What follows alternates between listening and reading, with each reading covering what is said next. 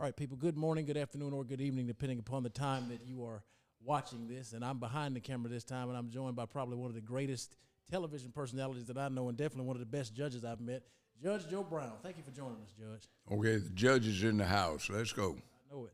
So you have been going absolutely viral recently with your interview with Candace Owens. That's already crossed over 1 million views. And you had a particular interest in Kamala Harris and in her genealogy and in her heritage and in her political stances. The first thing I want to do is ask, what got you interested in this election in particular with such a fervor and a fire that you've been attacking all of these podcasts? And by that, I mean coming on and being so fiery and passionate in everything that you say. My active major was political science at UCLA, and I've basically been passionate about it every election that has occurred since I've been alive that has to do with the chief executive of this country. There's a lot on the line, and my immediate circumstances find themselves very dependent upon who's in the White House in terms of the opportunity, advantages or disadvantages, debilities or benefits that come out of that. So I pay attention. And another thing, for a number of reasons, I have come to despise and detest fakes. Well, when you say fakes, there's a lot about Kamala Harris that has been revealed to be fake, including the fact that Candace Owens brought out on her most recent podcast that she may have, in fact, lied about who her biological grandmother was. Oh, yes, that's interesting, particularly since the person she's taking the picture with died apparently 4 years before she was born. So unless she's got a hookup with Tales from the Crypt, you know, what the devil? How'd you bring Granny back, or is this her reincarnation? Well, so I want to focus on that in particular. When you look at family, there was a report most recently, Judge, that her own father, Donald J. Harris, who I believe I've heard you say that you met him out before. I had a function at the Governor General's, a Governor General's affair. Yes. Yeah, there was a report saying that he has not even voted for his own daughter in the presidential election. Well, he did not show up for her inauguration as vice president, for U.S. Senator, nor for Attorney General for the state of California, etc. He's written some articles personally, and you understand he is a professor, so he wasn't quoted, he wrote them. They've cleaned up a few of them, but he basically essentially called her a liar and a fraud. They're trying to say that was because he was unimpressed by her trying to turn things into a matter of race politics, but it is also, in what I recall reading in a Jamaican periodical, it's got a great deal to do with some of the claims that she's made. So essentially, is she really black, or is she faking that? And from a mother's position, she would be Indian and Hindu. And from his position, she would be Hindu, Indian, and Irish. So how does she get to be black out of that? But that's an opportunistic thing, and I have read some books by some Hindu that decided to take advantage of school and financial opportunities by claiming that they were black, and some of them are very dark-skinned and swarthy.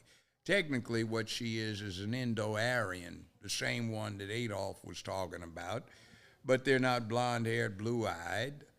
They are swarthy, dark-eyed, and dark-haired, and because the Nazis told a lie very long and loud, everybody, Aryan Brotherhood, Aryan Nation, the Nazis themselves, now think that Aryans were blonde-haired, blue-eyed, and not somebody from the Indus River Valley, meaning India, who looked like Kamala. So there it is. So, and even if she were black, right, she has, in my researching, she has the least connection with this country in its history possessed by any candidate for president of the United States of America. Her parents had academic visas, and essentially they were transients. They had no intention of becoming permanent residents or citizens, so she, in effect, is the migrant herself. And there are tales told about her background circumstances, where she went to school, contradictions that are in there, and you get outright lies like she was sitting in the dorm smoking dope and listening to Tupac when Tupac would have been 10 or 11 years old when she was in anybody's dorms. And when he released his first single, she would have been listening to someone 20 years of age. He got his first chart number, and he was 23, and at that time she was prosecuting simple possession in Alameda County, California, as a prosecutor. So, I mean, what's she supposed to be doing? Going back to the local dorms at one of the universities or colleges in the area? And Willie wouldn't have liked that, going in and having to navigate through the teeny boppers to get to his girlfriend's dorm room. Yeah. Or how about cleaning greens in a dormitory bathtub? Now, your grandmama and your mama are going to countenance you cleaning greens where these kids are washing the same behinds that are leaving the skid marks in the panties and the tighty whities? And then again, if you know anything about it, you don't clean greens, you pick them. You take the leaves off of the stems, get rid of the stems, get rid of the bugs, and you also wash them. So she's telling a tale. So who taught her how to do this? Mama? A Hindu? No. Then, well, everybody knows that we are entitled to our 20 acres and a mule. Now, I don't care if you grew up in the United States, you're white, black, brown, red, yellow, you know it's 40 acres and a mule. That's right. Yeah, okay, sure. And yesterday is today because it is tomorrow, yesterday, now, and et cetera, et cetera. What kind of crazy nonsense is that? Sounds like we used to call it in the 60s. Hey, man, dude is, or the chick is tripping, man. What's she been smoking? You know, my favorite quote from Kamala Harris is when her teleprompter went out, and she went 34 days. 34 days. And it's so interesting because now mind you, of course, y'all that follow me, y'all know I'm 29 years old, but I've been following politics since I was a child. What I have seen personally is one of the greatest displays of both incompetence and my father used to tell me that if you're running for office, you need to spend more time talking about what you're going to do versus how bad your opponent is. When you look at Kamala Harris and her policies, if I were to ask you, what are they for the black community? What are they for the white community? What are they for the country? Could you even give me an answer, Judge? I couldn't. Then we get out into things like inflation, the international trade balance. She's completely out of her league. And as far as it goes to, have you ever led men in anything? Answer, no. Have you ever inspired anybody? Well, she lost 92% of her staff since she's been vice president because they claim she's lazy. She will not do work. She is ignorant of the subjects that they try to brief her on. She doesn't treat them nicely. And she's in the word salad. She got delegated that responsibility because Mr. Biden had some pending indictments against him for organized crime pending in the Ukraine. And we have a treaty with the Ukraine relative to that could have created some very embarrassing international incidents. So she got delegated the authority to be the chief diplomatic representative of the United States of America to Europe, and she failed. And she's now known as a word salad Annie, who couldn't put anything together, couldn't state policy, just chopped up a lot of words and threw them up in the air. And supposedly people were to be impressed, which they were not. Then look what we have here in this area in Georgia and surrounding environs. We have $42 billion that was supposed to bring rural America access to the net. It hasn't been spent and nobody knows where it is. That was her task and she failed at that. And then let's say, that southern border. Oh my, she was border czar. Now she's trying to claim it was a success, but last I checked, and I've been traveling around the country a lot, we are having some real big problems with illegals who have broken American law. And we've got a bigger problem with people supposedly in charge who've been violating the federal statutes against harboring or giving aid and comfort to federal fugitives, which by definition you are if you crash the border. So we have a lot of people that ought to be prosecuted for conspiracy, for setting up, what did they call them, sanctuary areas in cities. That's in violation of federal law. But then again, we have another prospect. They all seem to be getting sent to certain what are being termed battleground areas, so la-di-da-di-dee. Why is that? Well, as chief diplomat, the president has authority on his order to do two things. He can declare that they're refugees entitled to special status and set a date when that starts, let's say 2021. And as someone with unlimited pardoning power, he can pardon everyone who would be guilty of conspiring to harbor or give aid and comfort to a federal fugitive, and the fugitives for crashing the border. And if they become immigrants under an oppressed situation, they don't have to attend classes or do anything. They automatically become citizens, and they'll be able to vote when the next midterm elections hit in 2027. Which would, by extension, make the black vote not worth anything anymore. Right, something like that, and it would also buttress Democratic Party strength in certain key areas of the country where these people are getting shipped to. So when you figure. Right. So when you look at it, is it fair to say that this whole amnesty program that Kamala Harris is trying to institute on behalf of immigrants coming into the country illegally, offering them the $50,000 like Gavin Newsom did in California to purchase a house, offering them various tax incentives, various incentives that should belong primarily to American citizens, you would say that this is being done, or would you say this is being done in an effort to eliminate the necessity to campaign directly to black voters? Yes.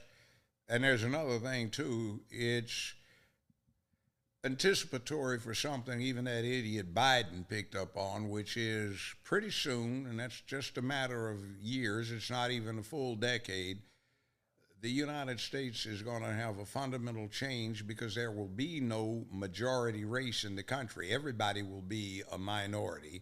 And the peculiar way that they are classifying Hispanics in this, they will be the largest minority, but actually it will be a composite minority. If you fill out a federal form, whether it is a loan application or you're purchasing a firearm, it'll say first where, are you Hispanic or non-Hispanic? If you hit Hispanic, you skip the next few blocks, and those blocks say, are you Caucasian or white? Are you black or African American, Pacific Coast, etc., Native?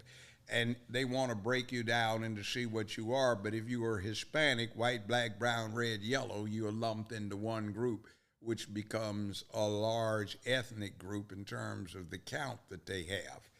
So it's really something that's a bit strange. Plus, when we dial to get this automated information that is so slow and inept, press 1, F, press 2, F, press 3. Right. What's it always for 9?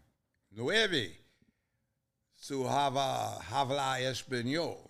So in other words, why are we having a thing in there for Spanish when we also have French speakers, German speakers, people who have other languages in there, German, but we have Espanol. Is somebody trying to set something up? And I'm not downing the people who are of Latin origin, which just simply means you habla Espanol. I had a stepmother who was classified as Hispanic, but she was Asian because she was from the Philippines. So she is a Hispanic Asian. So obviously that's not what people would think of when you put that in that group. Right. But it makes a large group. And I think there's an effort to confuse things so it becomes nebulous, but it can be used. And it is going to generate some problems because you can already see it in the Democratic form of campaigning and presentation. They are not trying to bring together people. They are trying to set distinctions between people. they've got their Negroes that I would call black if they were independent thinkers, believing that white supremacy is going to hold them down. And it's not just adversity, it's an implacable enemy that they can't overcome. But yet you have these same Negroes who are being taught to think like they're still slaves on an antebellum slave plantation run by Democrats. You have a situation where they are conditioned not to think like free people, but they are conditioned to get all of their information from so-called mainstream media, or legacy media as it's being termed today. And legacy media is by definition the propaganda engine for white supremacy. So here you are talking about white supremacy holding you down, and all of your information becomes from your erstwhile enemy. It doesn't make any sense because it's not sensible. That would explain why the media can't stand Trump so much. That's right. See, Trump is a personality that people can rally behind. We have a dearth of leadership in this country that people can identify with or say, I like this guy. We have some on the local level, but they are essentially suppressed by various and sundry instruments so that they don't rise to the top. We have some pretty sorrowful people that are supposed to be held out with as leaders. They have absolutely no charisma. Nobody would follow them across the street to get a free Coca-Cola. So, and half of them act like they've been doing Coke. So here you go. Meanwhile, Miss Vice President, the way she sounds with her word salad, frankly, in my era back in the 60s, somebody was at hey, man, she sounds like she's tripping, man. What she been smoking, man? Damn. So let me ask you this. To close us out, this is a question I did want to ask. Being a black man yourself and seeing what you've seen, how does your family react to this? Because I know a lot of people's families have become very divided in this particular election. I would argue not only mine have had conversations, I'm sure yours have. How do you deal with that? How do you handle that if that's been an issue? It's not a matter of handling it. I'm the patriarch in my family. Damn it, I said this is the family policy. That's the family policy. If they don't like it, that's their problem. I haven't completely finalized my will, so, hey. Word up.